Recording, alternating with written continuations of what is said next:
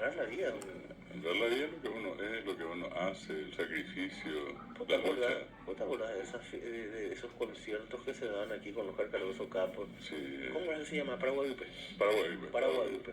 Ahí Sí. tuve la dicha de haberla conocido a Ladia Blasquez, cuando vino para uno de esos eventos. La autora de honrar, Sí. honrar la vida. Y otra cosa no podemos perder de vista, cuando hablamos de nuevo ocasionero también hablamos de los festivales Manduganá, Sí. que eran,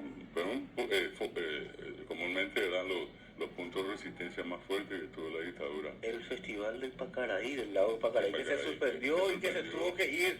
Creo que fue a Formosa, que se fue. De cualquier otro lado, fue exiliado el festival. ¿Se exilió? Se exilió el Sí, festival. se exilió.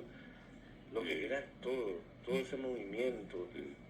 No, y estaba nomás recordando allí, aparte de los que mencionamos, Jorge Garbet, Alberto Rodas, Rolando Chaparro, César Cataldo, qué grande César Cataldo. Y César Cataldo era el artista. Sí.